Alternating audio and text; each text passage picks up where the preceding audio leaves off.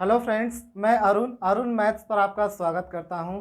जैसा कि हम लोग चर्चा कर रहे थे आर एस अग्रवाल किताब की, यानी आज से आपको आर एस अग्रवाल पढ़ाई जाएगी और पूरा कंप्लीट किताब पढ़ाई जाएगी। और जो भी चैप्टर आपको पढ़ाए जाएंगे ए टू जेड क्वेश्चन पढ़ाए जाएंगे, यानी कोई भी चैप्टर पढ़ाया जाएगा तो ए टू जेड पढ़ाया जाएगा। और पढ़ाने का तरीका क्या है, देखिए पढ़ाने का तरीका ये है, पहले हम किसी भी चैप्टर के क्या बताएंगे, कॉन्सेप्ट बताएंगे।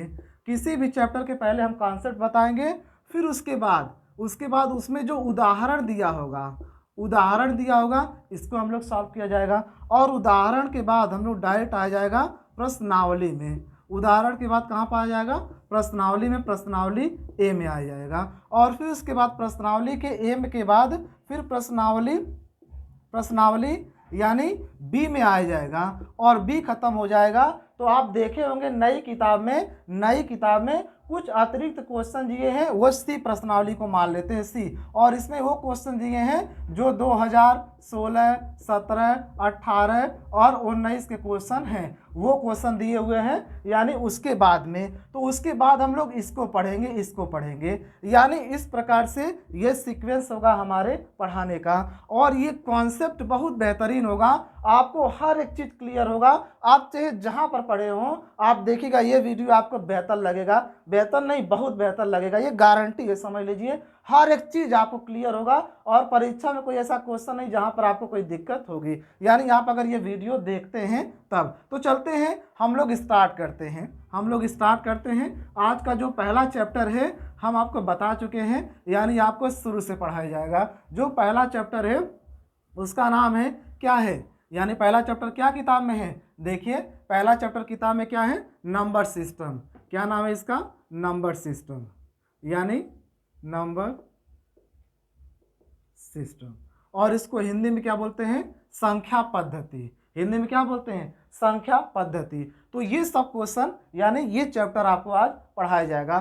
तो इस चैप्टर में देखिए संख्या पद्धति, अगर इसको हिंदी में नाम देखा जाए तो क्या है, यानी संख्या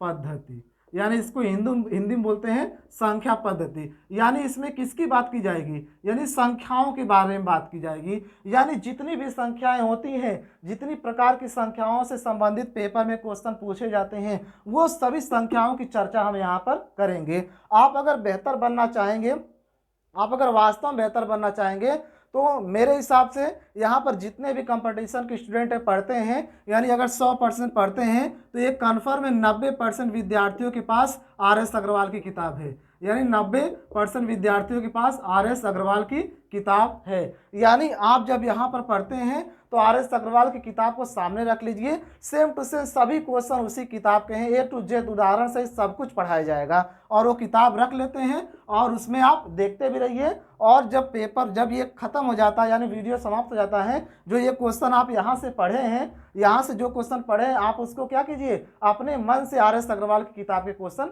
लगाइए जो यहाँ पर पढ़ चुके हैं। और एक नोट भी बनाइएगा।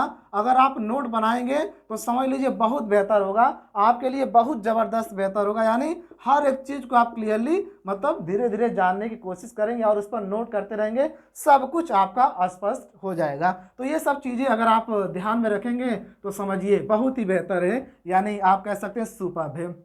तो चलिए, हम लोग बात कर रहे थे नंबर के बारे में, संख्या के बारे में। तो संख्या क्या होती है, संख्या क्या होती है, सभी लोग जानते हैं 1 2 3 4 5 जो भी गिनती होती है वो क्या है, संख्याएं हैं। तो इस प्रकार की बहुत ज़्यादा संख्याएं होती हैं, जो गिनती ही क्या है, एक प्रकार की संख्याएं ही है। और इस पे बहुत प्रकार की संख्याएं होती हैं। तो चलते हैं, आज हम लोग बात करते हैं संख्याओं की। किसकी बात करते हैं, संख्याओं की बात करते हैं। तो चलिए, संख्याओं में कौन कौन सी संख्या आती है जो हमको ध्यान में रखना है। हम देखिए आपको यहीं पर सब कुछ याद करवा देंगे, ये गारंटी है, यहीं पर जितना पढ़ाएंगे आपको सब टोटल याद करवा देंगे। तो पहले पे आता है यानी पहला पे आता है क्या, प्राकृतिक संख्या। क्या आती है, प्राकृतिक संख्या। तो बताइए प्राकृतिक संख्या क्या होती है, प्राकृतिक संख्या क्या होती है, जिसके द्वारा गिनती की जाती है। यानी गिनती प्रारंभ करेंगे तो क्या है, प्राकृतिक संख्या है। यानी कह सकते हैं 1 2 3 4 डॉट डॉट डॉट डॉट अनंत तक। ये क्या हो गया है, ये प्राकृतिक संख्या हो गया। तो अच्छा ये बताइए, इसमें कुछ चीजें नहीं हैं और प्राकृतिक संख्या में क्या नहीं आता। देखिए प्राकृतिक संख्या 1 2 3 4 5 डॉट डॉट अनंत हो जाएगा। और इसमें दो चीज नहीं आता है, इसमें ऋणात्मक, यानी ऋणात्मक संख्या, इसमें ऋणात्मक संख्या, इसमें जीरो, जीरो या ऋणात्मक, जीरो या ऋणात्मक, यानी इसमें जीरो या ऋणात्मक क्या है, नहीं आता है। यानी प्राकृतिक संख्या 1 2 3 4 5 डॉट डॉट n तक होती है, अनंत तक होती है, लेकिन इसमें क्या नहीं होता है, जीरो या फिर ऋणात्मक संख्या इसमें नहीं होती है। अब अगला चलते हैं, अगला क्या है, पूर्ण संख्या। क्या है, पूर्ण संख्या। पूर्ण संख्या ही बता रहा है, संख्या क्या है, पूर्ण है। पूर्ण है तो सब संख्या इसमें शामिल हो जाएंगी। यानी यहाँ पर क्या दिया था, यानी जीरो नहीं था, यहाँ पर जीरो भी शामिल हो जाता है। 0 1 2 3 4 डॉट डॉट क्या हो जाएगा, अनंत तक हो जाएगा। ये क्या है, पूर्ण संख्याएं हो गई। अब अगला चलते हैं, क्या होगा, पूर्णांक। अगली संख्या क्या है, पूर्णांक संख्या है। पूर्णांक संख्या में आप देखिए, यहाँ पर देखिए जीरो शामिल हो गया। अब इसमें क्या नहीं शामिल है, ऋणात्मक नहीं शामिल है, तो इसमें ऋणात्मक शामिल कर लीजिए। यानी यहाँ से स्टार्ट करते हैं, 0 1 2 3 4 डॉट डॉट अनंत, और यहाँ पर क्या हो जाएगा, -1, फिर -2, फिर -3, और इधर डॉट डॉट अनंत हो जाएगा। यानी चाहे जहां पर आप, मतलब चाहे जितनी संख्याएं इसके पहले ले सकते हैं। यानी पूर्णांक संख्या क्या होती है, पूर्णांक संख्या क्या होती है, पूर्णांक संख्या में माइनस भी आ जाता है। एक बार पुनः याद करते हैं, प्राकृतिक संख्या क्या होती है, जिसके द्वारा गिनती की जाती है 1 2 3 4 5 डॉट डॉट अनंत तक, और इसमें क्या नहीं होता है, जीरो या ऋणात्मक नहीं होता है। और फिर उसके बाद पूर्ण संख्या है, इसमें जीरो ऐड कर दीजिए तो ये क्या हो जाएगा, पूर्ण संख्या हो जाएगा। आप जीरो ऐड कर दिए और उसके बाद पूर्णांक क्या होता है, पूर्णांक क्या होता है, इसमें माइनस वाली संख्या ऐड कर दीजिए, क्या हो जाएगा, पूर्णांक हो जाएगा। उम्मीद करते हैं ये तीनों आपको समझ में आ गया होगा, ये तीनों आपके दिमाग में बैठ चुके होंगे। यानी मतलब कुछ अलग अलग करके हम लोग याद करते हैं और समझ के याद करने की कोशिश करते हैं। तो अगली संख्या है, ये तो संख्या सभी लोग जानते हैं, कौन सी है, सम संख्या है। क्या है, सम संख्या। तो सम संख्या बताने की कोई ज़रूरत नहीं है हमको लगता है, लेकिन फिलहाल देख लीजिए सम संख्या क्या होती है, वे संख्याएं जो दो से क्या होती हैं, विभाजित होती है, क्या कहलाती हैं, सम संख्या कहलाती हैं। जैसे में क्या होगा, 2 हो जाएगा, 4 6 8 डॉट डॉट अनंत हो जाएगा। यानी ये क्या कहलाएंगी, सम संख्याएं कहलाएंगी। यानी 2 से क्या होगी, 2 से क्या हो जाएंगी, विभाजित हो जाएंगी। यानी 2 से क्या हो जाएंगी, विभाजित हो जाएंगी, क्या कहलाएंगी, सम संख्याएं कहलाएंगी। 2 से विभाजित हो जाएंगी, सम संख्याएं कहलाएंगी। अब देखिए पांचवा क्या है, विषम संख्या। पांचवा क्या है, विषम संख्या। तो विषम संख्या क्या होती है, विषम संख्या क्या होती है, जो 2 से विभाजित नहीं होती है। जैसे इसमें क्या आएगा, 1 आएगा, 3 आएगा, 5 आएगा, 7 आएगा, और फिर उसके बाद 8 9 नहीं होगा, 10 भी नहीं होगा, 11 आएगा, डॉट डॉट इस प्रकार से अनंत आता चला जाएगा। ये क्या हो जाएगी, विषम संख्या हो जाएगी। और उसके बाद चलते हैं, विषम संख्या के बाद हम लोग आगे थोड़ा सा बढ़ते हैं, भाज्य संख्या। कौन सी संख्या है, भाज्य संख्या। यानी भाज्य संख्याएं के बारे में बात करते हैं, भाज्य संख्याओं के बारे में बात करते हैं। भाज्य संख्या क्या होती है, भाज्य संख्या वह होती है जो स्वयं तथा एक के अलावा किसी अन्य संख्या से विभाजित होती है। ध्यान से देखिए, भाज्य संख्या क्या होती है, भाज्य संख्या वह संख्या होती है जो स्वयं तथा एक के अलावा किसी अन्य संख्या से विभाजित होती है। तो इसमें क्या होगा, इसमें 0 होगा नहीं, इसमें 1 होगा नहीं, इसमें 2 होगा नहीं होगा। क्यों नहीं होगा, क्योंकि हम क्या कहें, भाज्य संख्याएं वे संख्या होती हैं जो स्वयं तथा एक के अलावा किसी अन्य संख्या से विभाजित होती हैं। ये स्वयं तथा एक के अलावा किसी अन्य संख्या से विभाजित हो रही, नहीं विभाजित हो रही हैं, यानी ये सब नहीं आएगा। तो क्या आएगा, 4 आएगा, 6 आएगा, 8 आएगा, 9 आएगा, 10 आएगा, डॉट डॉट इस प्रकार से अनंत आएगा। यानी भाज्य संख्याएं वो होती हैं जो स्वयं, भाज्य संख्याएं वो होती हैं जो स्वयं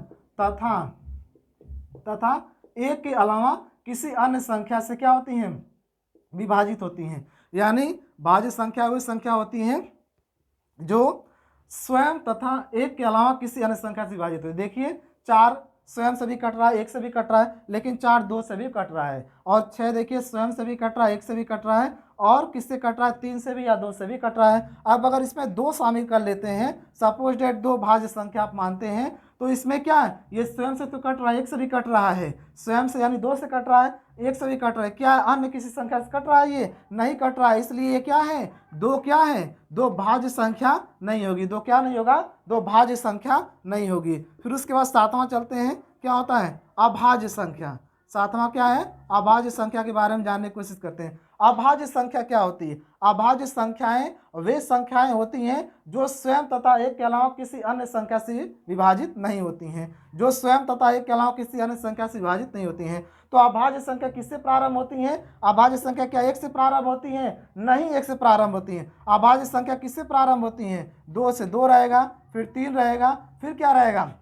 देखिए 5 रहेगा, फिर 7 रहेगा, इस प्रकार डॉट डॉट अनंत चला जाएगा। यानी भाज्य संख्याएं अभाज्य संख्याएं वे संख्याएं हैं जो स्वयं तथा एक के अलावा किसी अन्य संख्या से विभाजित नहीं होती हैं। यानी अभाज्य संख्याएं वे संख्याएं हैं जो स्वयं तथा एक के अलावा किसी अन्य संख्या से विभाजित नहीं होती। यानी 2 देखिए किसी से नहीं कटेगा, 3 भी किसी से नहीं कटेगा, 5 भी किसी से नहीं कटेगा, 7 भी किसी से नहीं कटेगा। हम लोग बार बार पूछा जाता है 5 अभाज्य संख्याएं बताइए, तो हम क्या कहते हैं? एक को भी शामिल कर लेते हैं। याद रखिए एक क्या है?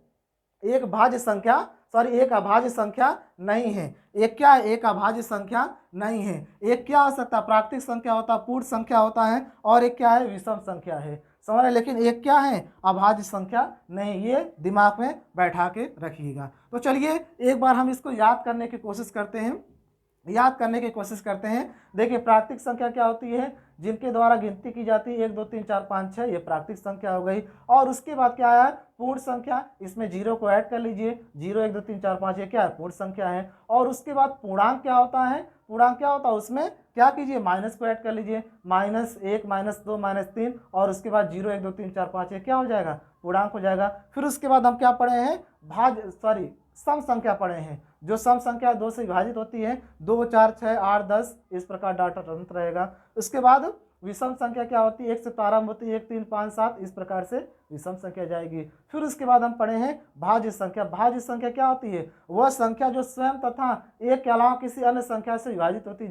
जैसे में 4 6 8 10 9, ये सब क्या है? भाज्य संख्या है। अभाज्य संख्या कहाँ से प्रारंभ होती है? मोस्ट इंपॉर्टेंट है। अभाज्य संख्या कहाँ से प्रारंभ होती है? अभाज्य संख्या यानी 1 से प्रारंभ नहीं होता है। कहाँ से प्रारंभ होता है? 2 से। 2 3 5 7 11 13 17, ये क्या है? अभाज्य संख्याएं हैं। यहाँ से क्वेश्चन पूछे जाते हैं। अब थोड़ा सा आगे हम लोग बढ़ते हैं। याद रखिएगा सभी लोग याद रखिएगा, आप लोगों को ये वीडियो अधिक से अधिक शेयर करना है। ये वीडियो क्यों शेयर करना है?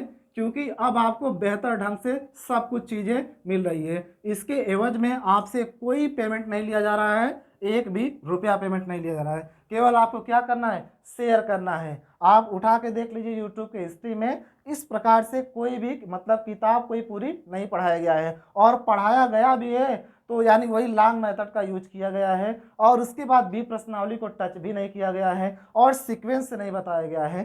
तो इसलिए थोड़ा सा वीडियो को आप शेयर कीजिएगा, जरूर से, बहुत जरूरी है। आगे बढ़ते हैं हम लोग।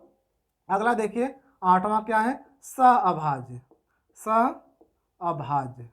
हम लोग भाज्य पढ़े थे, उसके क्या बाद आता है? सअभाज्य। सअभाज्य संख्याएं क्या होती हैं? वे संख्याएं जिनका एचसीएफ 1 होता है। जैसे 3 है, 5 है, उसके बाद 2 है, 3 है, उसके बाद क्या है? 7 है, 9 है। यानी जिसका एचसीएफ 1 होता है। एचसीएफ का मतलब क्या होता है? जो दोनों में शामिल होता है। जैसे मान लीजिए 4 है, 6 है, और इसका एचसीएफ क्या हो जाएगा? इसका एचसीएफ यानी महत्तम समापवर्तक मसप, इसका मसप क्या हो जाएगा? 2 हो जाएगा, क्योंकि 2 यहाँ पर भी है और 2 कहाँ है? यहाँ पर भी है। यानी देखिए 2 यहाँ पर भी, 2 यहाँ पर भी है, इसका मसा 2 हो गया। अगर इसका मसा 2 हो जाएगा तो ये क्या होगा? सअभाज्य संख्या नहीं होगी। और जिसका एचसीएफ 1 होगा, यानी जिसका मस को क्या बोलते हैं? एचसीएफ बोलते हैं। जिसका एचसीएफ क्या रहेगा? 1 रहेगा। जिसका एचसीएफ 1 रहेगा वही क्या कहलाएगा? सअभाज्य संख्या। जैसे देखिए 3 5, इनका एचसीएफ क्या है? इनका एचसीएफ 1 है, इसका भी एचसीएफ 1 है, इसका भी। देखिए 2 और 3, और देखिए 7 और 9 आपस में कट नहीं रहे, आपस में कटने नहीं चाहिए। यानी आपस में किसी संख्या से कटने नहीं चाहिए, या फिर दोनों संख्या में कोई कॉमन न हो, तो यहाँ पर आप एचसीएफ 1 होना चाहिए, तभी ये क्या होगा, सअभाज्य संख्या कहलाएगा। क्या कहलाएगा, सअभाज्य संख्या कहलाएगा। अब थोड़ा सा आगे और भी बढ़ते हैं हम लोग। अब 9वां देखते हैं क्या है, परिमेय संख्या। परिमेय संख्याएं। हम बार बार परेशान होते हैं, ये कौन सी परिमेय है, कौन सा अपरिमेय है। हाँ, परिमेय कौन सा अपरिमेय है, पाई परिमेय है कि नहीं, पाई 22/7 परिमेय है कि अपरिमेय है, जीरो क्या है। इस प्रकार से बहुत ज़्यादा कन्फ्यूजन हमेशा बरकरार रहती है, हमेशा बरकरार ही रहती है, वो क्लियर नहीं होता जल्दी। तो आज के बाद आपके यहाँ से कॉन्सेप्ट है, जैसे दुनिया कोई भी क्वेश्चन आ जाएगा आप आसानी से कर सकते हैं। देखिए परिमेय क्या होता है, परिमेय संख्याएं क्या होती हैं, जिसको P/Q के रूप में लिखा जा सकता हो, जिसको P/Q के रूप में लिखा जा सकता है, वही क्या है, परिमेय संख्या है। और जहां पर Q बराबर नॉट इक्वल टू क्या हो, जीरो, यानी Q बराबर जीरो ना हो, यानी Q का मान केवल जीरो ना हो, Q का मान केवल जीरो ना हो, बाकी यानी कोई भी दुनिया की संख्या हो क्या है, परिमेय संख्या है। यानी यहाँ पर कोई भी संख्या अगर उसको P/Q के रूप में लिख सकते हैं तो क्या मानी जाएगी, परिमेय संख्या मानी जाएगी। जैसे एग्जाम्पल में, जैसे 2/5 क्या है, परिमेय हो गया, -5/6 ये क्या है, परिमेय हो गया। और फिर उसके बाद जीरो क्या है, एक परिमेय है। फिर उसके बाद यानी 0/4 क्या है, एक 0/4 क्या है, एक परिमेय है। यानी देखिए 0/4 हम लिख सकते हैं, ये क्या है, एक परिमेय है। और यहाँ देखिए अगर यहाँ हम लिखते हैं 4/0 तो ये क्या है, 4/0 हम लिख दिए, ये क्या है, परिमेय नहीं है, क्या है, अपरिमेय। ये क्या कहा गया है, Q बराबर not equal to zero, Q का मान जीरो नहीं होना चाहिए, लेकिन यहाँ पर क्या है, Q का मान जीरो हो गया है, यानी ये क्या है, ये परिमेय संख्या नहीं है। समझ रहे हैं बात को, ये परिमेय संख्या नहीं है, तो ये ध्यान रखिएगा। अब उसके बाद देखते हैं √64/√36, ये क्या है, परिमेय संख्या, क्योंकि इसको देखिए अंडर रूट को आप हटा सकते हैं, ये क्या हो जाएगा, 8/6 हो जाएगा, ये परिमेय संख्या हो जाएगी। 2 + √81, ये भी क्या है, परिमेय संख्या है। देखिए यहाँ पर इसको हटाइए, यानी इसको अंडर रूट हटाएंगे तो कितना हो जाएगा, 9 हो जाएगा, 9 तो 11, ये क्या हो जाएगा, परिमेय संख्या है, यानी 11 भी परिमेय संख्या है। समझ रहे हैं कि नहीं, यानी कोई भी गिनती आप लिखते हैं इस प्रकार से ये परिमेय संख्या है। तो ये परिमेय संख्या हो गया। तो बताइए ये पाई क्या हो गया, ये पाई क्या है, परिमेय संख्या है कि अपरिमेय संख्या है, ये क्या है, ये क्या है, परिमेय संख्या। परिमेय संख्या है नहीं, ये परिमेय संख्या नहीं है, ये क्या है, ये क्या है, ये अपरिमेय संख्या है। क्या है, ये अपरिमेय संख्या है। क्यों अपरिमेय संख्या है, पाई क्यों अपरिमेय संख्या है, इसलिए अपरिमेय संख्या है क्योंकि पाई का मान कितना होता है, 1.413 पाई का मान होता है, इसलिए क्या है, ये परिमेय संख्या है। लेकिन अगर पाई का मान हम लिख दीजिए 22/7, पाई का मान हम क्या लिख दिए, 22/7, अगर पाई का मान 22/7 लिख दिए तो ये क्या हो जाएगा, परिमेय हो जाएगा। यहाँ पर लिखते हैं पाई का मान अगर हम 22/7 लिख दिए, पाई का मान हम क्या लिख दिए, 22/7, तो ये क्या हो जाएगा, ये क्या हो जाएगा, परिमेय हो जाएगा, परिमेय हो जाएगा। लेकिन पाई लिखेंगे तो पाई क्या कहलाएगा, अपरिमेय कहलाएगा, पाई क्या कहलाएगा, अपरिमेय कहलाएगा, परिमेय नहीं। अब अगला बढ़ते हैं। ये अब कन्फ्यूजन हमको लगता है आपका दूर हो गया होगा, परिमेय से जो संबंधित समस्याएं थी वो 100% आपके क्लियर हो गई होंगी।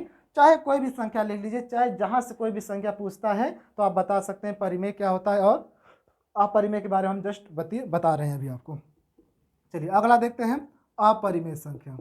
अपरिमेय संख्या, तो अपरिमेय संख्या के बारे में हम लोग जानने की कोशिश करते हैं। तो अपरिमेय संख्या क्या होता है, अपरिमेय संख्याएं क्या होती हैं, मतलब सिंपल एकदम रूल है, सिंपल एकदम रूल है। वे संख्याएं जिनको अंडर रूट से बाहर नहीं निकाला जा सके, यानी कहने का मतलब है वे संख्याएं जिसको अंडर रूट से बाहर नहीं निकाला जा सकता हो। कोई भी संख्या हो अगर अंडर रूट से बाहर नहीं निकल रही तो वो क्या है, अपरिमेय संख्या। जैसे कि मान लीजिए √2, √3, इसको आप बाहर निकालेंगे तो दशमलव में आ जाएगा, समझ रहे हैं। √7 ये क्या है, ये अपरिमेय संख्या है। यानी कह सकते हैं हम, अगर कोई संख्या दशमलव में आती है तो क्या कहलाएगी, अपरिमेय संख्या कहलाएगी। तो पाई क्या है, यहाँ पर देखिए पाई, पाई का मान क्या होता है, 1.431 होता है, 1.4413, 1.413 होता है पाई का मान, 1.413 होता है पाई का मान। तो ये क्या है, ये पाई, ये क्या हो गया, ये मतलब ये अपरिमेय हो गया, क्या हो गया, अपरिमेय हो गया, अपरिमेय होगा। क्यों ये 4.31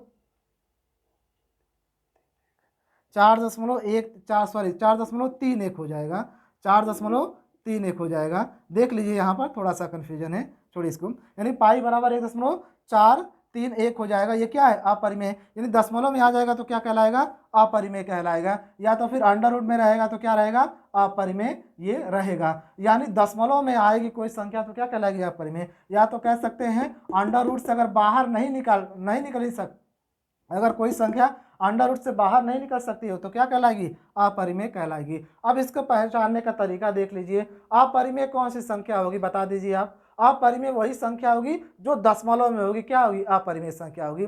जैसे में अंडर रूट से आप बाहर नहीं किसको निकाल सकते, अंडर रूट 2, अंडर रूट 3 को, अंडर रूट 7 को, अंडर रूट 11 को, ये क्या है, अपरिमेय संख्या। यानी जो बाहर नहीं निकल पा रही है वो क्या है, अपरिमेय संख्या है। और उसके बाद में पाई क्या है, एक अपरिमेय संख्या है, और 22/7 क्या है, परिमेय संख्या है। यानी जिसको दशमलव में आप कन्वर्ट कर सकते हैं, यानी कन्वर्ट हो सकता है, वो क्या कहलाएगा, अपरिमेय कहलाएगा। यही केवल डेफिनेशन है, बस सभी समस्याएं आपकी सॉल्व हो गई। और इसके बाद उसके अलावा जो सम संख्या, विषम संख्या, प्राकृतिक संख्या है, ये सब चीज़ें हम आपको बता ही चुके हैं। तो इस प्रकार से ये सब चीज़ें हैं, यानी मतलब संख्याओं के बारे में आज हम लोग जाने हैं। तो चलिए एक बार रिवीजन कर लेते हैं, एक बार पुनः रिवीजन करने की कोशिश करते हैं। जितनी भी मतलब आज हम लोग पढ़े हैं उसको एक बार पुनः रिवीजन कर लीजिए, रिवीजन कर लीजिए। रिवीजन कर लेंगे तो ये सब चीज़ें क्या हो जाएंगी, क्लियर हो जाएंगी, क्योंकि हमको सब कुछ क्लियर करके चलना है। ये नहीं कि हम लोग बहुत ज़्यादा पढ़ ले रहे हैं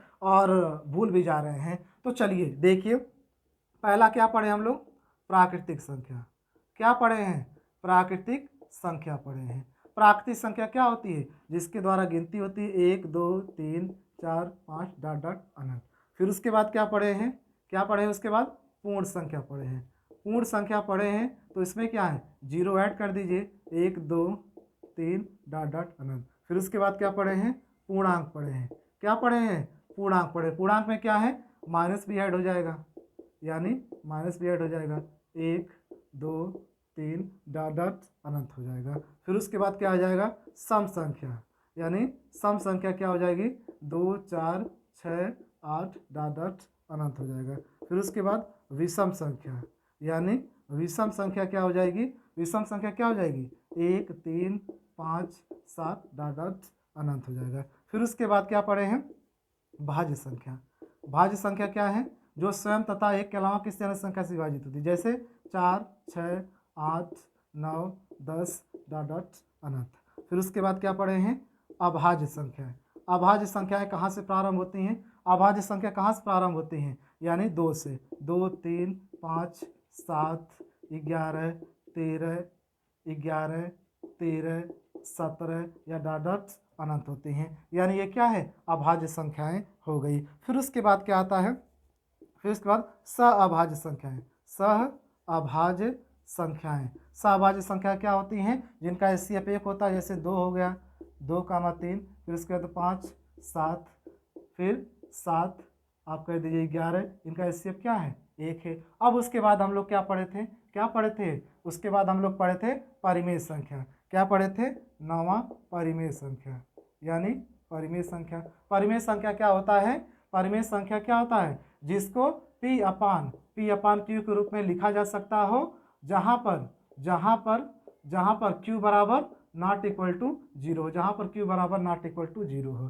और फिर उसके बाद अपरिमेय संख्या क्या है, अपरिमेय संख्या। अपरिमेय संख्या में क्या होगा, जिसे अंडर रूट से बाहर नहीं निकाला जा सकता, क्या है अपरिमेय संख्या। तो बताइए चलिए, पाई क्या है, पाई कौन सी संख्या है, पाई परिमेय संख्या है कि नहीं, पाई अपरिमेय संख्या है। क्या है? पाई अपरिमेय संख्या है। तो पाई अपरिमेय संख्या हुआ तो पाई का मान रख दीजिए 3.413।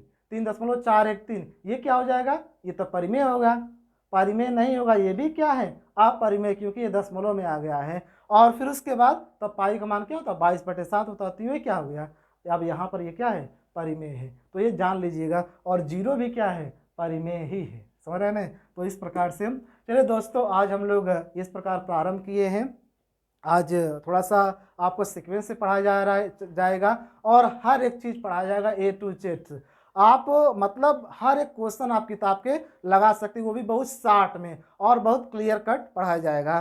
तो आपसे मतलब एक कह सकते हैं रिक्वेस्ट है, यानी वीडियो को लाइक ज़रूर कीजिए और अपने ग्रुप में जितने लोगों को आप जानते हैं और मतलब जितने लोगों को शेयर कर सकते हैं, आप ये वीडियो को शेयर कीजिएगा। देखिए सभी लोग इसका फ़ायदा उठाएं, इसका लाभ उठाएं। वीडियो देखने के लिए धन्यवाद।